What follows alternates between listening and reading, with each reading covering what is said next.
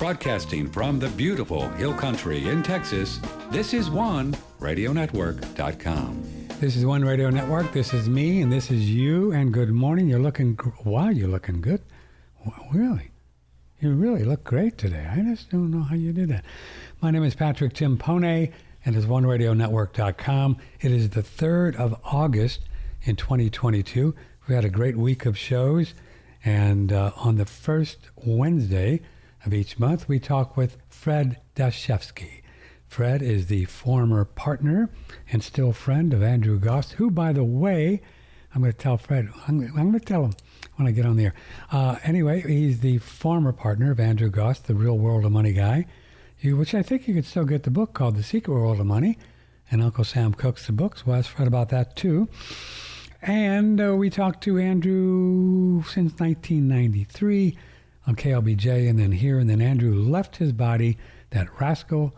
He just left, and he left us here. But Fred was right there, and he regrouped his company, and his company is called U.S. Coin Capital, that we talk about all the time. Try to do it at least once a day. Here's a little bit of a thing for his company, and he buys and sells gold coins for a living. What a concept. And he also talks to us once a month. And Fred, now you kind of good morning. Let me get your head on straight. Good morning, I get your head on straight. I want you to move over to your political left. Boy, see how you're right there in the center. Okay. Nice to have you on the show. Thanks for coming on. How's biz? Is the gold? Everything's happy with U.S. Coin Capital? Business has been good and strong. We appreciate that. It has been, a really unusual year. We've watched a lot of volatility in prices of things, and a lot of manipulation going on in the world of the U.S. dollar and the gold and silver prices. And interestingly, the product we deal with, particularly the silver coins, we've seen premium increases consistently this year. We had another 2 increases back to back last week alone. Really? Even with the price of silver dipping below $20 for a couple of days there, now it's back at $20 again. It's been a very interesting year, but business has been very strong. I think a lot of investors are growing, weary of the inflation impact and are trying to do the best they can to, protect their own wealth. Yes, sir. Well, if you'd like to be on the show, Patrick at OneRadioNetwork.com is the email address. Just check the phone line. I was about to, but I got so rudely interrupted by my mind. But I pretty much think the 800 number is working. I'll do it. Fred, you and Andrew have taught us over many years that the cause of inflation, also known as rising prices, is the increase in the money supply. Correct, Mundo?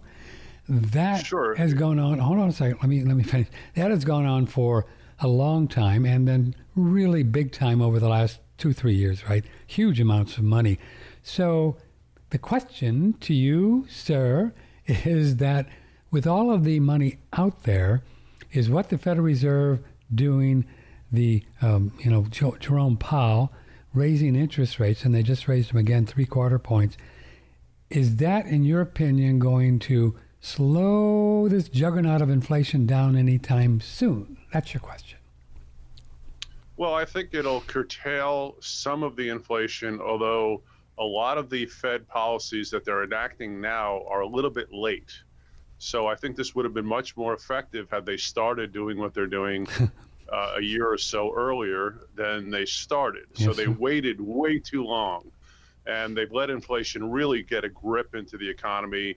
And I don't know that simply raising interest rates is going to, by itself, really solve the problem. It should help, because the effect of raising interest rates, it will have an impact, which we're already beginning to see. It will cause a slowdown in economic activity. And, that's part of the equation. If you look at inflation from a monetarist standpoint, the old Milton Friedman school of economics, you can cut it down to the basics. And it really does boil down to, if you print a lot more money and you don't have an economy growing rapidly enough to absorb it, the net result is definitely an inflationary environment, which then yields higher prices that we all begin to experience. The rate at which this has happened in the U.S. in the past couple of years, though, has been kind of alarming. We've gone from a slow monetary increasing policy system to one of the most rapid monetary expansions in United States history.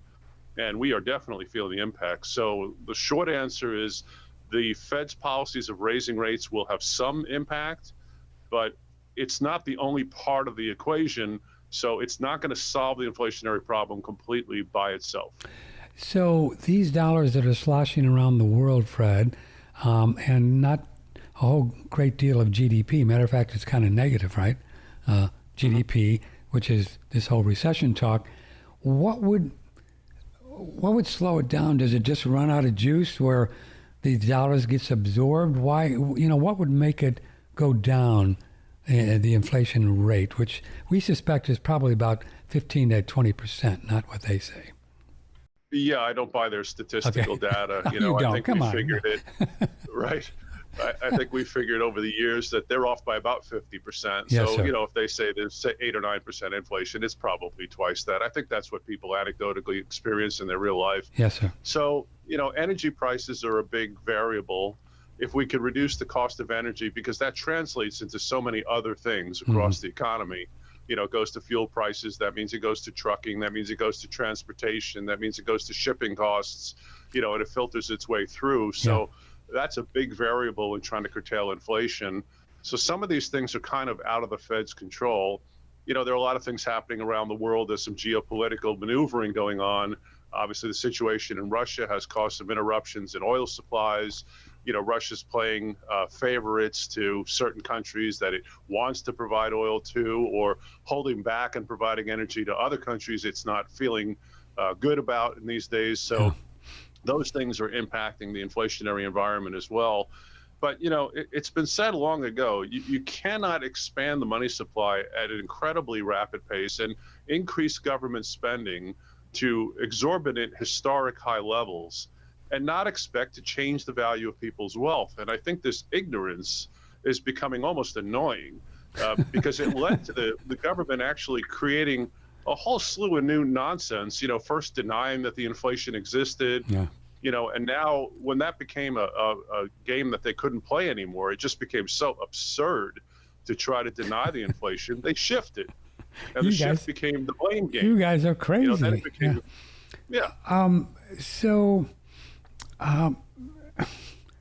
So what is the difference, Fred, what we're experiencing now and then what happened in the 70s when gold went from, I think, around $50 at some point all the way to $850 over that decade? Is there what's different now than what happened there?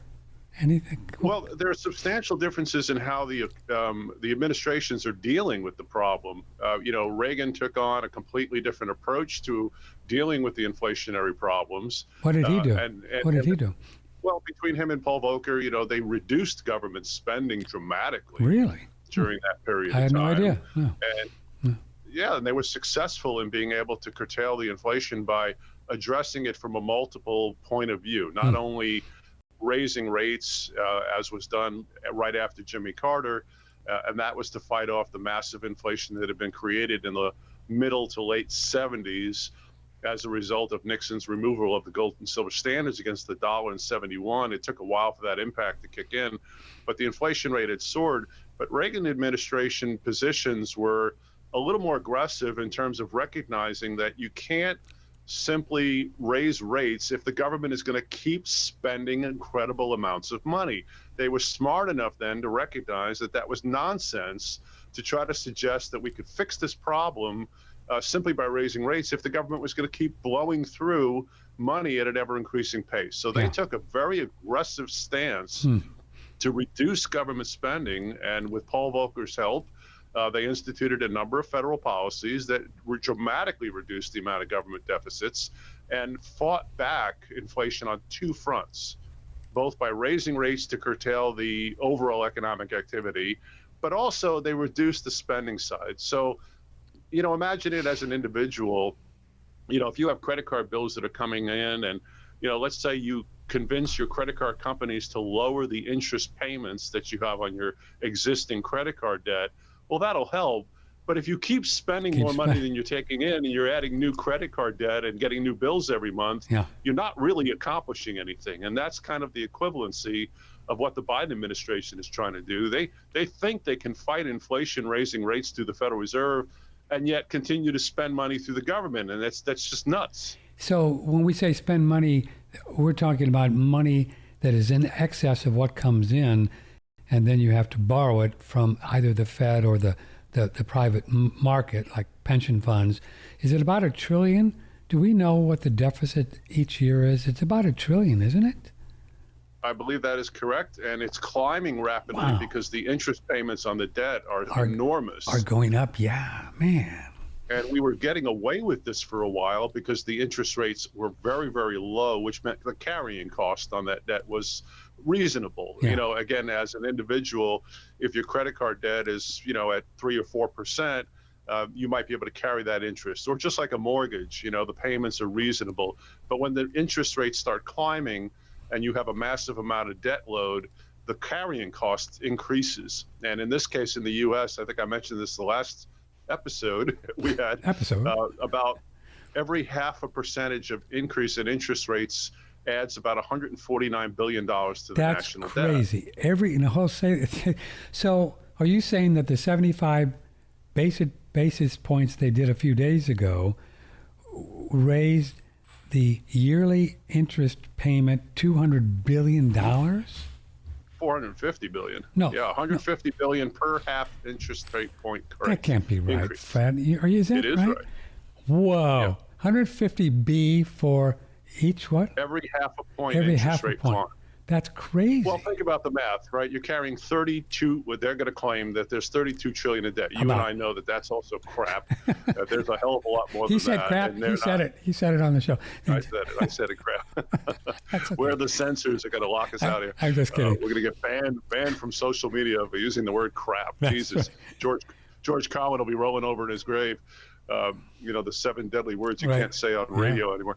Well, anyway, it's crap. Wow. So that's crazy. the problem is that they admit to $32 trillion worth of debt. Right. And if you do the math, you raise interest rates to 0.5 point on $32 trillion. Okay. You can see how much more that adds to the cost. So they raised 0.75 point last week. I believe in September. The plan is effectively to do the same. They may not go that aggressive. They may only go 0.5 point. We'll see. But yeah, it is raising the cost of borrowing the money. We've gotten away with murder the past couple of years because even though we had a massive amount of debt that added to it. Let me slow you out. I want to understand this because I get what you're saying, but the 32 trillion that we're paying on through the Fed and the private pension funds, they don't go up just because the interest rates is for future borrowing, right? What am I missing here? Well, again, the current borrowing costs will increase as interest rates go up because we do carry this debt forward. So we need to continually sell debt at a higher and higher rate. Oh, you mean because we're continuing to roll over the debt? Yes. I see. Okay, so if you got a note, say at 2%, they raise the interest rates, and then when that rolls over, it's going to be 4% or whatever the number is. And if you think about it in terms of how we have to pay to borrow more and more money, so as you mentioned, let's say we're spending $1 trillion a year, all the new debt that we add, which is adding at a consistent pace, we are paying a lot more to borrow that amount of money than we were before. Whoa. Because we have to pay out a higher interest rate. In other words, no one wants to buy a 10-year note that pays 1.8% if inflation is 9%. So those rates have to go up in order to compensate for the difference. And again, the carrying costs of money when you have massive amounts of debt. Again, I know 32 trillion is thrown around a lot, and again, we know that's nonsense. It is a monster-size amount of debt for a country to try to bear when it's not bringing in the revenue to sustain even the interest payments. Well, no, they bring enough taxes for the interest payments, don't they? Barely. Really? I mean, barely. We're bleeding money faster and faster, and the government has taken upon itself to solve the economic crises without any kind of forethought into adding to that side of the equation. So they've given up the effort that Reagan imparted, which was try to somehow reduce government spending during a bad economic environment. The Biden administration has taken the opposite approach. It's spend, even though we know that's going to add massively to the future debt of all the Americans as we go forward. they've given up the idea that that matters in order to solve the short-term problem of making the economy look good. When Biden comes on TV and says, "Oh, my number one, problem is I want to fight inflation," it's just kind of a joke. The number is, if you'd like to talk to Fred, ask him a question. 888-663-6386. Patrick, OneRadioNetwork.com. So I want to try to see if I can find out what the current interest payments per year is. I don't know where we would find that, but it would have to be in the 600 billion range now with what you're saying, or 7, right? I'd imagine. Wow. That's crazy. Yes. That's crazy. It's insane. When a government can't raise enough revenue to cover its current spending habits, yes, sir. This is nothing new. But when the rate at which it's spending money accelerates so rapidly that it almost loses the ability in any way you can imagine to try to curtail the problem, it starts to look like we're spinning out of control. Yeah. And, we are back to the stagflation that, we eliminated back in the early 80s and early 90s. I mean, we fought this problem then, and we have now come back and repeated the same problem again, except it's being dealt with very differently by this administration. And I think the path that they've chosen is much more dangerous, is going to have much more impact on an average American than what was done during the Reagan years. So stagflation would be very low gross domestic product spending and then high interest rates, right? Well, almost no growth. No growth. And yet an expanding money supply. I'm sorry, expanding money supply. Which is a dangerous combination. Yeah. It's a real dangerous combination. Again, if let's say your income is growing every year, you're in a job that, let's say, for whatever reason, you get an automatic raise every year, you can carry a little bit more debt every year because you're making a little bit more money. So you can kind of even those two things out. But if your expenses keep going up, or your carrying costs and your debt keep increasing, but your income doesn't, or let's say, for example, your income goes down, which is like those negative GDP quarters, that's a horrible combination for the long-term benefit and health of your economic environment. And I think the U.S. faces, it's almost at a crisis level. The only thing that makes us viable around the world is, as bad as things are here domestically, we are still way better than what's happening in Asia and the third world countries and in Europe. Everywhere. Yeah, I mean, the euro is almost parity with the dollar now, isn't it? I mean, it's first time in 20 years. Wow. And, imagine the inflationary environment there is happening without the consumer spending that we have in the U.S. So they're getting, negative growth and massive inflationary problems simultaneously. And because of that, a lot of the money has left Europe and Asia. They're coming back. And ended up buying U.S. treasuries as a default.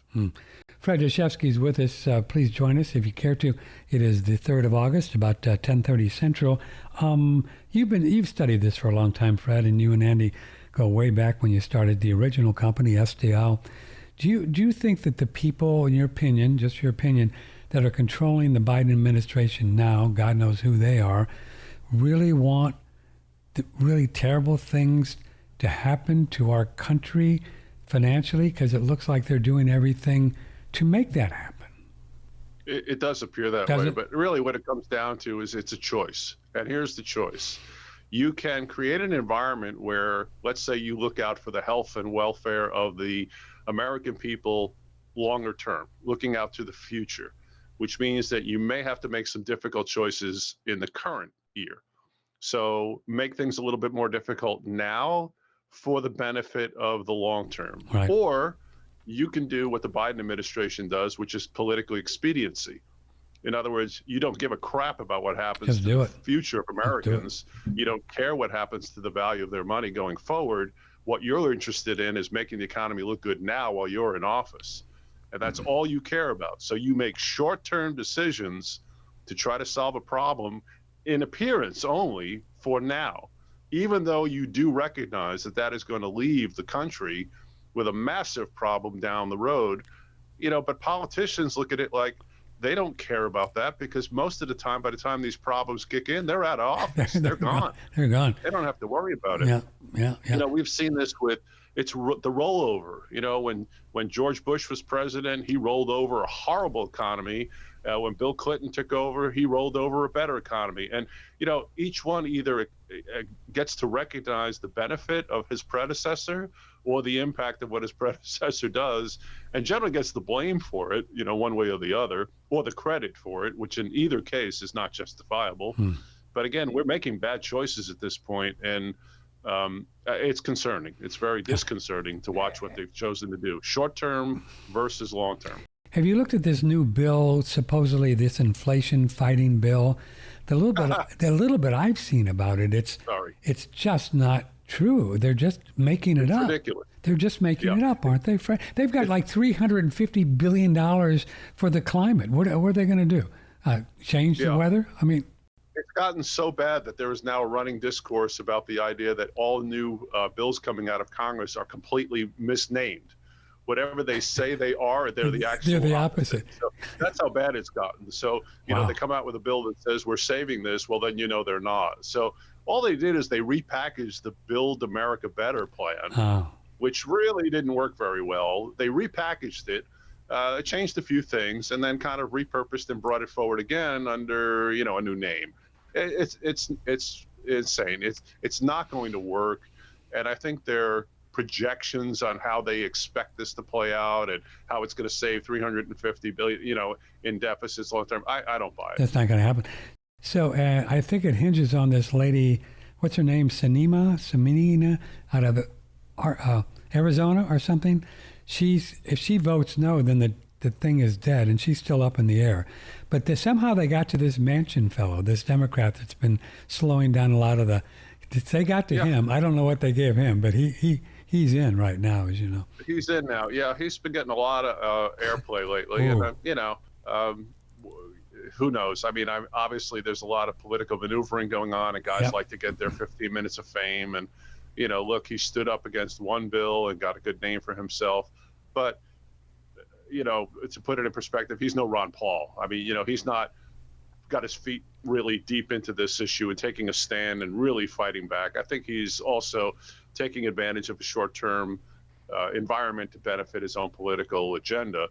Maybe he believes in this stuff or maybe not. But like you said, he folded. Yeah, he did. And he's on board now. So who knows what kind of pressure they applied to him. I mean, we could speculate on that all day long. But I'm just not buying this plan being successful. I think we'll look back in a few years and realize it never had a shot. I think we've really begun to lose track of a sense of normalcy and reality and accepted the notion that we're just going to make short-term decisions and, future be damned. Boy, and it's just the opposite, as you know, Freddie, with China and Russia and the BRICS and the Silk Road thing. They're doing high-speed trains around the world. They're building bridges. They're connecting, their people, Brazil and Russia and India and China and South America and Iran with oil and the currencies. They're long-term thinkers, and we're just doing the opposite in this country, and that I'm concerned about that. Yes. Unfortunately, I don't know whether it's the social media, the fact that people pay so much attention now to everything, but, it's almost like the government has become afraid of making a decision that is more long-term minded that might cause a little short-term pain. I think they've become afraid of that. They've lost their kind of guts, if you will, to say, look, we have to be realistic, people, and recognize we've got a problem. Forget about who's to blame for it. It's irrelevant. Who cares at this point why we have the deficit, right? This is what we are facing as a country. Why not address the issue reasonably, responsibly, and intelligently? But instead, we have become like the spoiled child. We want everything now. Give it to me now. Give me my stimulus check. I don't care if it creates a deficit problem for my kids. I don't care if it, destroys the value of currency over time. I want my money today because I want my money now. And that's the way the government seems to be approaching things. It's like they're looking at the country like we're a spoiled child that wouldn't stand if we're told you can't have the toy today. You got to wait till, next month or next week to get it because we can't afford it right now.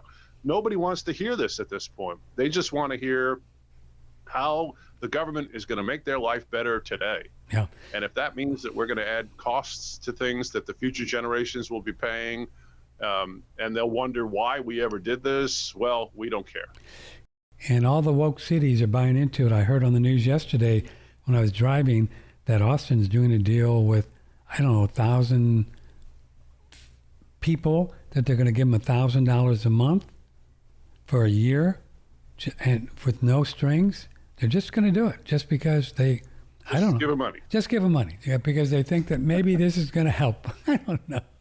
It's just, yeah, it doesn't even make sense spend your way out of the problem. what these people are thinking. It doesn't even make sense. Boy, are we in trouble. I tell you what. Man, I tell you what. Here's an email for you.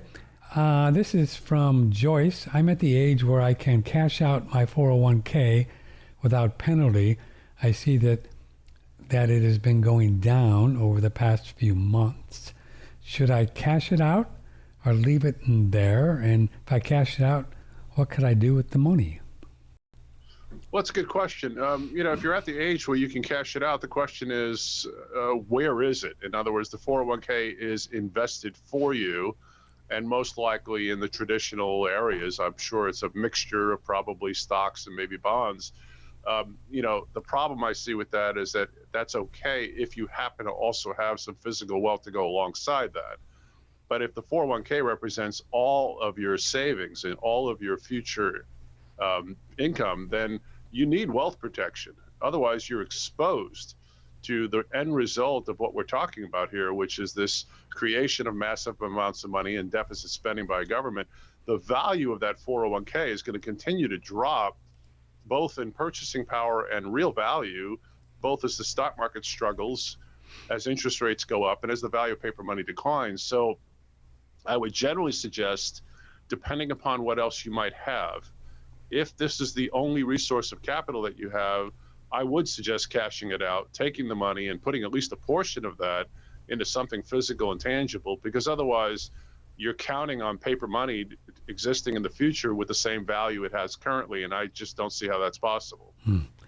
I hear these different financial shows on KLBJ when I drive around, and they continue to talk about different things you can do with gold and silver in various retirement accounts. Are you up on that, what people can do? Yeah, there's a couple of options, but unfortunately, most retirement accounts don't allow for the physical possession of gold and silver in the hands of the actual investor. Wow. So, for example, the 401ks and those types of retirement accounts specifically preclude the ability of you as the individual holding the physical gold and silver, because that would mean that they had no control over, when you sold it, and they'd have no record of that. So in order to curtail the inability of them to keep in control, they force these types of retirement accounts to only be able to invest in gold and silver, generally on paper, or there are other types of IRA accounts where you can buy physical gold and silver, but it has to be stored at a facility off-site. So in other words, a third party is going to hold your gold and silver for you, and at some point you can liquidate that, but you can never actually take the physical gold and silver in your possession. And you're also limited to the particular product that you can buy to the American gold and silver eagles. You can't buy any pre-33 coins. You can't buy any pre-65 silver coins. So fun. So there are a couple limitations, but there are some options. I guess I could put it this way: it's better than nothing. I think any form of physical silver or gold, or any attachment to physical silver or gold that people can add is going to be beneficial. But I'm a big fan of individual people having the actual end product in their possession. Mm-hmm. Jeremy wants to know if Fred thinks that these exchange-traded funds, ETFs, and gold and silver are safe investments. Well, they're as safe as the banks that support them. So, for example, Barclays that supports the silver ETF. There have been a couple of instances where there have been massive short positions taken by some big players that have created problems for some of the ETFs, where a few sharp people have dug into them and said, this is a little suspicious. You guys seem to have sold a large number of ETF contracts, and theoretically you are liable to have silver available to cover all of those existing contracts, and they will do the math and say, it doesn't appear that you actually have enough. And when those concerns are raised, a lot of times there's a scramble by the big bank to try to cover that position. And the next thing you know, they spike the price of silver up. So the ETFs are relatively strong. I mean, they're backed by some of the biggest banks in the world. But in the end, it is reliance on those banking institutions to sustain the reliable quantities of silver that they are supposed to hold against the ETFs. And if they fail to do so, you get a problem, which is an implosion of those ETF contracts. And it forces one of two things. It either forces those banking institutions to make massive purchases of physical metal very quickly, or the institutions that control those contracts, the trading organizations, they will tend to step in to make good on those contracts because they don't want the exchange to fall apart. They don't want people to lose confidence that the exchange really works. So a lot of times that they'll be covered, and that means that the risk is limited to the individual, but it means we're getting a lot more manipulation. So, ETFs are okay, but they are only as good as the bank that supports them. And if those banking institutions fail to maintain, those quantities that they need, or screw up somehow, then the ETFs are subject to failure. So again, they're better than nothing, but nothing is better than the actual physical. Imagine if you have physical silver or gold, you're not relying on that third party anymore to make sure that those contracts are good, right? You have the product and you own it, and it's in your possession and your control. That's why I feel it's the safest way to go. Are you as hardcore as Andrew was about always having possession of it and not allowing someone else to hold it? 100%. Really? Nothing is more important. Of all the things I've learned about in this industry in nearly 40 years, I don't think anything has become clearer to me than the importance of the actual physical possession in the hands of the customer of the actual product, because it just eliminates a whole slew, of potential problems. Yeah. It just makes sense, too, because there's just no third party in there saying, I'm going to do this or I'm going to do that. I mean, that's it. It's just you and you're safe, right? That's it. Now, if you lose your gold and silver or coins, okay. Yeah. You bury them and forget where you buried them, okay. But at least you're not relying on a third party to try to protect your wealth. And I think that's kind of where I keep coming around, because it feels to me as if the whole process of flawed money has led me personally to believe that we as individuals have to take personal responsibility to protect our wealth, because we've got a government that has effectively said to us, screw you. We don't care about you, your wealth, the value of your money. We're going to do what we have to do to be expedient, to solve our short-term problems. So I don't think that's going to change. And I'm not trying to be pessimistic about any future, government or who might come into power in the next elections, but I just don't have faith that the government is going to do what it's supposed to. And I do believe that individuals need to take some personal responsibility for their money. That means don't count on the government to do this for you. That's really a good argument to do something like to talk to you about getting some of your product, the numismatic coins, now, because there will probably be a time, Fred Dashevsky, where what you have just said is going to become more and more obvious to more and more people, and that day will come, right? It's just got to. It's coming every day. It's just inevitable. And then the prices are going to go up, and then you might as well get it now, right? It's almost on sale. I mean, I don't want to, Well, what I mean? believe that the premiums that we've seen increase this year, again, it's been regardless of where prices for silver and gold have gone. So let me make that clear. Sure. We've had an instance, for example, in the past 30 days where we had a temporary drop in the price of silver. So you would think that the cost of coins would go down with the price of silver dropping. No, it didn't.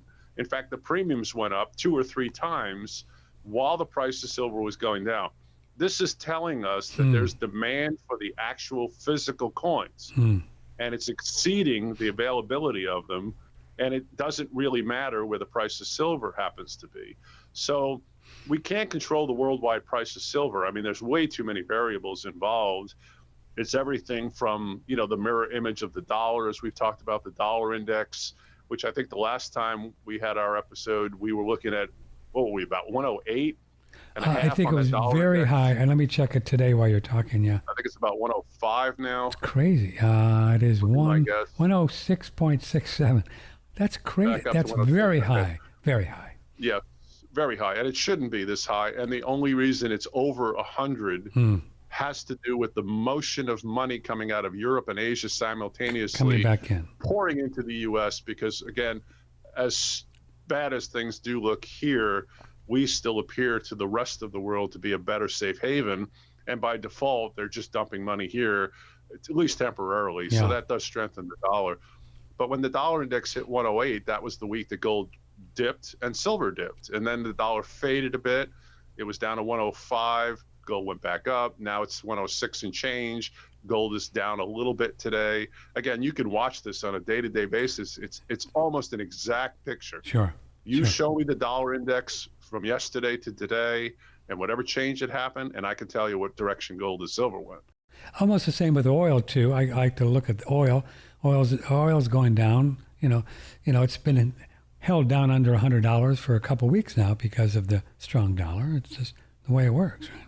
Which is really good for, the inflationary problem, because again, as we talked about, the energy cost translates to so much of the economy that if we can reduce the overall cost of, gasoline and oil, then it translates into a much better economic environment. And obviously there's the variables of what's happening in Russia that's contributing to the motion of the price of oil. But yes, seeing that go down is a positive variable and will help. But I think this dollar's strength is going to fade. Yeah, it's got to, I think right? people will, Got to. yeah, they'll grow weary of the idea that, yeah, by default, they're coming into the U.S., but I'm not buying that anybody really believes the dollar's strong. No one wants to be in the dollar long term. I mean, they're buying, if you watch what's happening in the bond sales, no one wants the 30-year. They don't even want the 10-year. So you're talking about the bid to cover. How many people want to buy this 30-year? Why don't they want? What's the interest rates on a 30 right now? At about 4? It's barely, what is it? It's under 3%. Oh, it's 3%. So, yeah. So, the 2-year, we're getting inverted yield curves, which means the short-term yields in some cases are paying more than the longer-term ones. So you could buy a 2-year and get more than a 5-year, or a 10-year, you're going to buy the 2 because you're not locked in for as long. So what's happening is people are sending money into the U.S. and buying a lot of U.S. debt, but they're buying the short term of the yield curve very aggressively.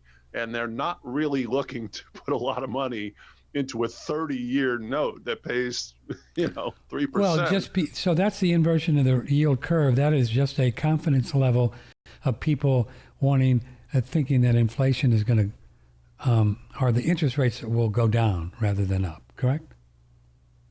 Well, what it is it's, in other words, if you're more interested in the short term, you're not convinced that buying a 30-year makes sense. That's what I mean. It's just, 3% for 30 years is just crazy. It's crazy. Right. Right.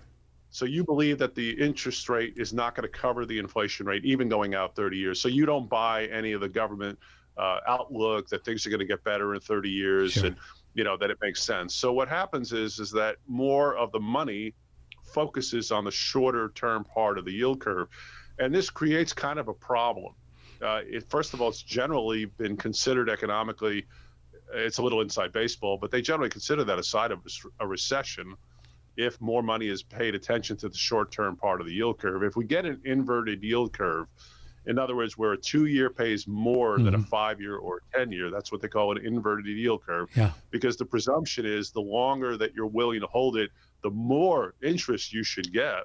Sure. If that's not the case, and you get an inverted yield curve, it's kind of a sign that people are short-term minded in their approach to the bond yield. So that's not a great indicator of confidence.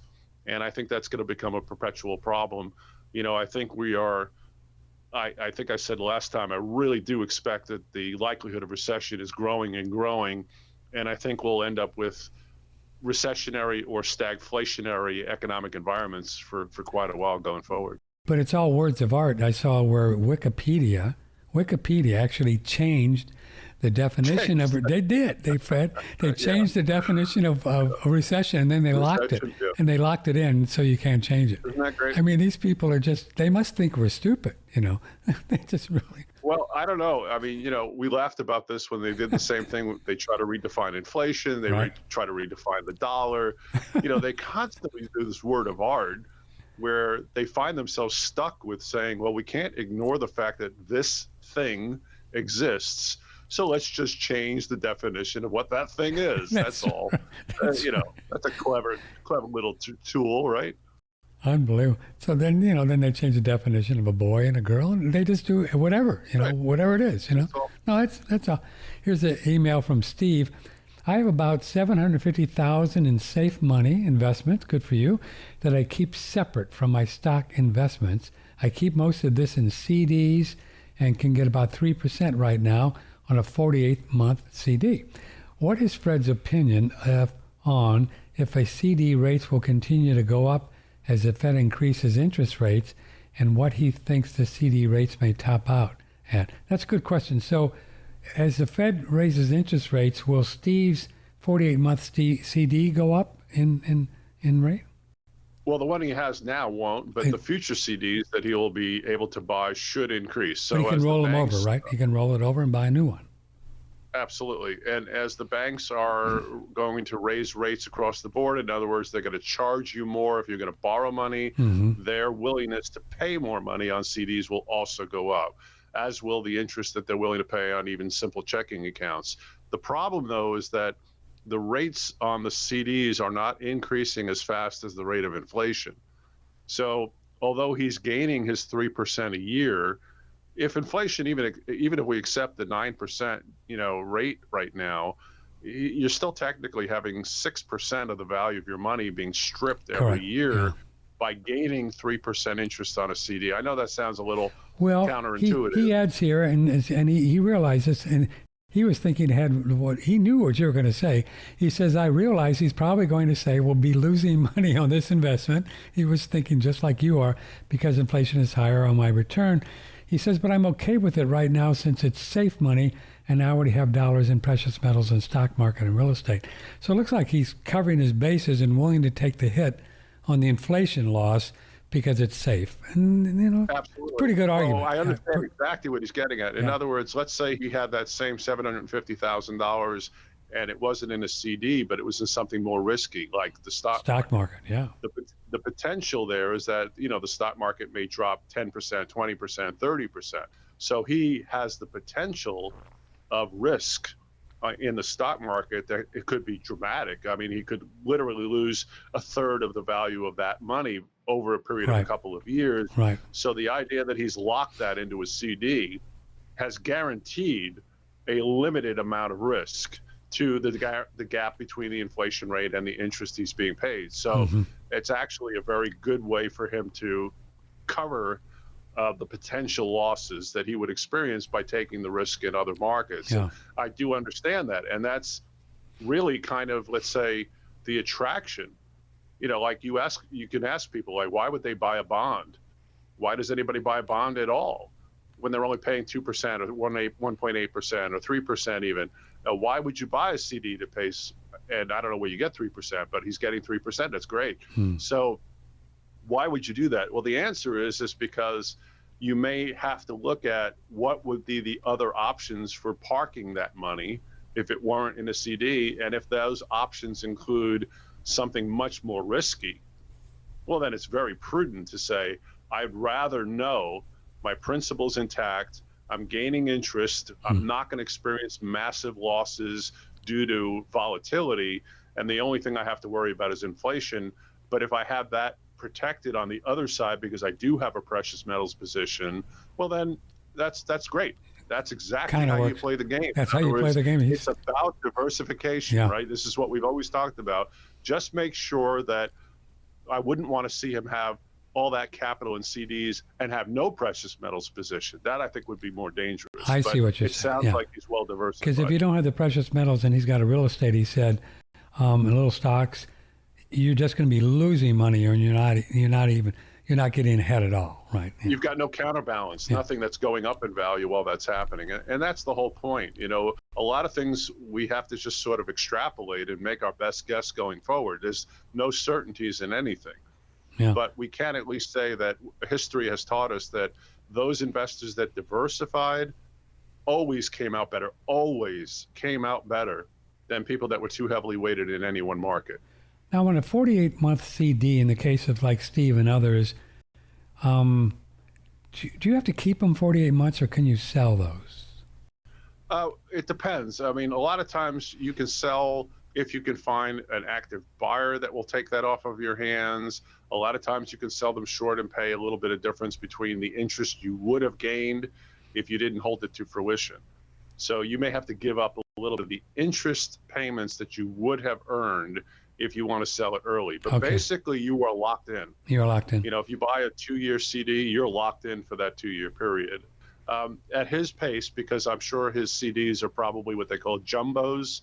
That's where they're about 100,000 or more. Mm-hmm. That's probably why he's getting that extra bump in the higher rate. And plus 4 years, you get more. You get more if you put them for 4 years. Yeah, if you're willing to hold it a little longer and also use larger amounts of money. Like anything else, the banks will pay you a little bit more interest because they're saying they get to keep your, let's say, $100,000 in CD by not having to worry about you're not going to want it in 6 months. You're not going to touch this for 4 years.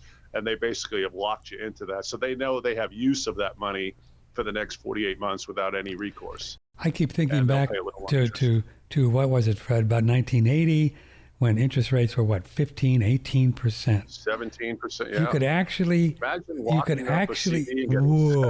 or you could actually do a 30-year note with the United States government at 17%. Now, wouldn't that be the mother lode? So that's what I keep thinking is, boy, if they keep doing what they're going to be doing, we could experience that again in 5 years. We could. But again, remember, wouldn't you like to have a bunch of cash though if that happens? I mean, whoa. Well, yes and no. What do you mean no? Why not no? Why would you not lend the government a bunch of money at 15% for 30 years? Man, go to Fiji. The only reason I wouldn't would because if that were the case, it would probably because the inflation rate was 25%. You know, in other words, the inflation rate would have to soar for them to offer that higher rate. Really? Interest rates would have to be going really high for the rates to be wait a minute, that much. What if they continue to raise interest rates over the next 2 or 3, 4 years? Are you saying that to get that high of a return, the inflation would have to get to like 20 or 30%? Yes. Really? Yes. Yeah. There's no way they're offering 17% interest rates without an environment that's equal to that. And the reason they would have interest rates that high is because the Fed has had to respond to a monster amount of inflation in the economy, which is what they got to do. But sure. What was the inflation rate in 1980? Do we know? It was well over 25%. Oh, was it really? I mean, they were that was a number that was out, 25%? It was about 24-25%. Whoa, I had no idea. Yeah. We were bleeding money at that point. At one point, I think we had short-term peaks pushing, 30%. It was insane. That's like Zimbabwe, man. That is like third world country inflation. I had no idea. It was extremely high. Wow. And it was the reason why the Fed kept raising rates and it didn't work. So they raised them again and again and again and again, and they kept on doing it until they finally slowed down the inflation rate. So, yes, it's attractive if somebody's offering 15 or 16 or 17% interest, but remember, they would never do that if the inflation rate was not much higher, because the only reason those rates would exist in the first place was in response to a huge inflationary problem. But if you were sitting with $750K in cash and the inflation rate goes to 20 and you can get a big 30-year note, still be a smart thing to do, right? Well, the best thing would be, let's say you could lock that in and then the inflation rate dropped. Well, it's going to drop. If it's that high, it's going to go to... still locked in at that high returning rate, which is what a lot of people had after 1980. They had CDs and things paying 16 or 17%. And once the inflation rate dropped, they were still earning those types of rates until the banks at one point said, we just, we can't roll this over anymore. We have to roll it over at the current rate, which means it's going to drop to 12 and then 10 and then 9. And it just kept sliding down. But yeah, for a while there, people were ahead of the curve who were smart enough at that point to have locked in those high yields. All right. Well, it's brilliant. Let's just wave a magic wand and go into la la land for a minute. And say Steve says, well, I think I'm just going to take this $750,000, call up Fred, and start buying a whole bunch of gold and silver coins. Where would he be? I mean, where would he be 5 years from now if he did that? He'd have to be better than having a 3%, wouldn't he? I mean, I know you can't predict that. Yeah, I would have to guesstimate he would be way ahead if he did that. Really? But again, this is about diversification. So with a portfolio that he has that already includes some physical gold and silver coins, it's not as necessary. But yeah, obviously, I think in terms of the horse race between interest rates at 3% and what gold and silver coins might do over the next 5 years, I'm going to bank on the gold and silver coins. Yeah, but even on a 1 to 10, just a guess, and you're not making, investment advice, you're just a guess, what would the safety value be on a 1 to 10, 5 years that gold and silver coins would be higher? It'd have to be high, wouldn't it? Oh, I think in this environment, it's probably, 9 out of 10 that Really? It's going to be higher because all the variables that drive gold and silver Are there values up are there. They exist in the current economy. Massive amounts of debt, huge amounts of interest payments, rates starting to go up, inflation in the economy, no end in sight to government deficit spending, which means that they will continue to have a need to create more and more money going forward. It's not as if, let's say, this was the more likely the Volcker Reagan kind of administration where we were beginning to see massive reductions in government spending. We might anticipate that inflation would go down, and therefore we might say, well, the need then for wealth protection is a little more limited. We're in the opposite kind of environment now. We're getting massive monetary expansion, simultaneously massive government spending. And to expect anything less than inflation when you have those two things happening in the economy is you're just being blind. And when you add in there just what we understand, the political psychological profile of politics that you talked about earlier, the chance of them waking up and changing is very slim. Very slim. Zero. Yeah. Well, that's not going to happen. It's just not going to happen. It's just not going to happen. It's not going to happen. This administration is finding itself constantly facing it's like a media challenge.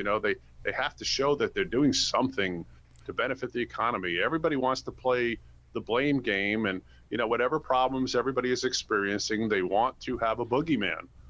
They got to be able to point at somebody and go, "This is your fault." So whose fault? And Fred, to be fair too, even with an alleged 24 run with Donald Trump and maybe a more conservative Congress and Senate, the chances that these guys cut spending is still slim, right? They're just not going to. They're not going to do it. Come on. The only difference is how they spend the money. Democrats like to spend it one way, Republicans like to spend it another way. But there hasn't been a president since John Kennedy who has spent less money than they brought in. So really, I just don't believe that JFK was the last guy that spent less than what it came in. Wow. Yeah, everybody else has added to the debt and the deficits by a massive margin. In fact, since Reagan, if you add up all the money spent by every president combined before the current president, and this goes back to Ronald Reagan now, every president since Reagan has spent more money than every president had combined before him. Every single president has done that. Combined. Explain what you mean by that. Starting George Washington and going forward, right. Add all the money together that every president spent. Right. Reagan spent more money in his 8 years than all the previous presidents had in the entire 1776 to 1980. He spent more in 1 year. Correct. In 8 years. And then subsequently, right after him, that continued and it continued and it continued. And every president since Reagan has done exactly the same thing. The only thing that's been different is how they've spent it. So that in some would cases they've spent it through beg the obvious question programs. is, where does it go? It's just they steal a lot of it. It's just money laundering. Pretty much. I mean, where does all that money go? Well, we've got massive government waste. I mean, look, we could tear into the budget and look at the, billions, tens of billions, probably hundreds of billions that are completely wasted. And then again, we've got payments on interest on the debt, debt itself, and then all the government programs. So, the last 2 years, we know where the money went, right? All these stimulus programs, all the government projects, all the stimulus checks that went out to people. But didn't these people didn't use that money to buy stuff and keep the GDP going? But it hasn't. But we created the money out of thin air to give them. Oh, well, that's a problem. The money didn't exist beforehand. That's always a problem. Yeah, that's always a problem. You got to keep going back to that, right? If we'd utilized money that was already in the system and then churn that over, well, what would have happened is the GDP numbers would have exploded. So in other words, the GDP would have gone up a lot because now you got all this internal spending and people are buying goods and services, That's spending money, but we're not expanding the supply of money simultaneously. That would have been great. Yeah, that's the key thing. You always got to remember this is a debt-based monetary system, right? It's just the way it's just the way it works. Well, and I've come to the understanding government cannot control itself. It cannot sustain an economic environment where it only operates on the income it brings in. Government cannot do that anymore. They've given up the idea that they can do that. And now it's just a question of how much do they deficit spend? How much do they do? Okay, kiddo, do you have any specials? We talked about your did you sell any of those specials that we talked about? I have two specials. Oh, well, man, I'm going to write them down. Okay. Give it to us. Bachelor number one. I have a pair of gold coins. Sorry, I'm going to turn on a little flashlight here. Okay, so I have two gold coins. Okay. One is the $20 Liberty Head gold coin. That is a full 1 ounce size gold piece struck between the late 1840s and ended in 1907. So it was the early version. 1907. Yeah. Wow. Most of these are going to be from the late 1890s and early 1900s. They'll probably date 1904, 1906, 1898. Okay. And they minted a lot of these, so it is a relatively available generic type of coin, but it is a Mint State 64 grade, which makes it extremely high quality and rather scarce in this particularly high grade. I've paired that, which is again a 1 ounce size coin, with the $10 Indian head gold piece that was struck between 1907 and 1932. Also, I'm writing this down. Hold on, 1907 and 1932. Okay. Yeah, technically minted in 1933, but I don't think there are many of that last date that exists. So 07 to 33 to be specific. They minted a $10 gold coin known as an Indian head because it featured a Native American design on the front. It was actually created by the artist Augustus St. Gaudens, well known for his $20 St. Gaudens gold piece. This was his other gold coin that he created. It's the Indian head $10. So the pair of coins, the $20 Liberty Head, Mint State 64, and $10 Indian Mint State 64, the pair of them at $4,800. Oh, so we're getting two $10 Indians as well as two gold, right? No, one $10 Indian, one $20 Liberty. I'm sorry, we're getting... Okay, I wrote down two. One each. So it's two coins. Okay. Correct. How much? 20 out of 10. Both MS64, and that would be 4,800. Then I have an interesting silver package, and it includes 20 graded and certified Mint State 64 Morgan silver dollars. 20 and Morgans. Those were struck between 1878 and 1921. 1878, 1921. Got it. And these are MS64s that we have kind of gleamed through hundreds and hundreds of certified coins to pick out the bright white, beautiful, lustrous examples. A lot of our clients have seen the kind of coins that we pick. If you've ever worked with us, you can understand when I say these are bright white. They are beautiful coins, those without the tarnish or the blemishes that occur on a lot of graded coins that are high quality. Not all of them look fabulous. But if you are particular and you only screen out the best examples, the bright ones, you end up with some superior coins, and that's what all of these are. So there are 20 Morgans in MS64, and I'm pairing that with 150 ungraded silver half dollars. So these are just loose silver halves, pre-1965. and that package together would be 44 and a quarter, $4,425. So 20 Morgans yeah. and 150 half dollars. How much silver's in those Morgan silver dollars? They're an ounce of silver. Oh, they're an ounce. Oh, cool. Okay. Yeah. They're an ounce of silver. And the silver half dollars, about how much silver's in there? Well, they're a half ounce size. There's 0.36 ounces of pure silver in a silver half, because all U.S. coins were 90% silver and 10% trace metal to make them a little bit more stable. Pretty cool. So the actual melt content of silver in a U.S. half dollar, it's 0.36 ounces of pure silver.